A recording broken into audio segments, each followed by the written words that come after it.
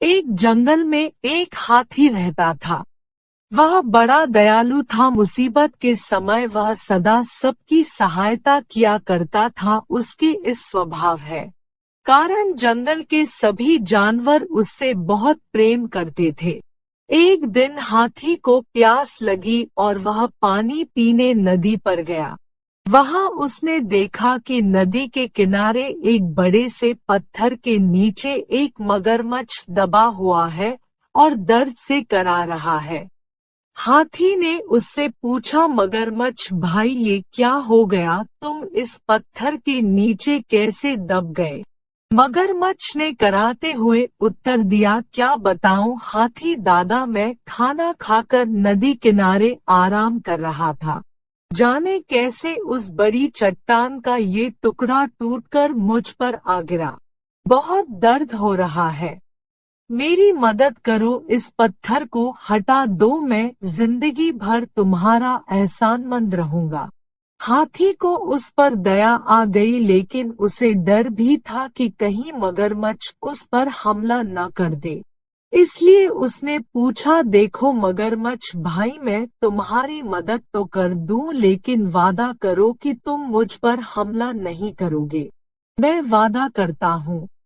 हाथी मगरमच्छ के पास गया और उसकी पीठ से भारी पत्थर हटा दिया, लेकिन पत्थर के हटते ही धूर्त मगरमच्छ ने हाथी का पैर अपने जबड़े में दबा लिया।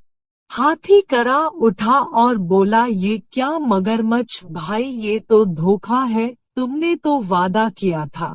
लेकिन मगरमच्छ ने हाथी का पैर नहीं छोड़ा।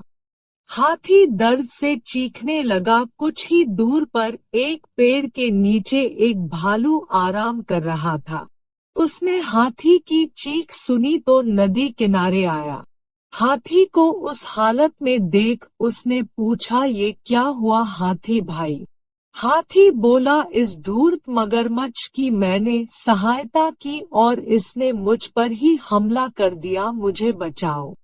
हाथी ने मगरमच्छ के पत्थर के नीचे दबे होने की सारी कहानी सुना दी। भालू बोला, ये मगरमच्छ पत्थर के नीचे दबा था और फिर भी जिंदा था, मैं नहीं मानता।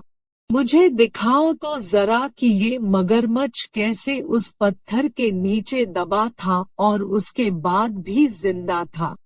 हाथी भाई, जरा इस मगरमच्छ की पीठ पर वो पत्थर तो रख देना, फिर उसे हटाकर दिखाना। मगरमच्छ भी तैयार हो गया। वह हाथी का पैर छोड़कर नदी के किनारे चला गया। हाथी ने वह भारी पत्थर उसके ऊपर रख दिया। मगरमच्छ भालू से बोला, ये देखो, मैं ऐसे इस पत्थर के नीचे दबा था। अब यकीन आया तुम्हें? इसके बाद हाथी ने आकर पत्थर हटाया था। चलो हाथी, अब पत्थर हटा दो।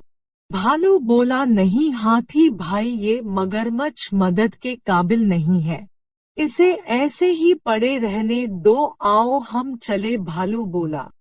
इसके बाद हाथी और भालू वहां से चले गए। मगरमच्छ वही पत्थर के नीचे दबा रहा। उसकी धूर्तता का फल उसे मिल चुका था।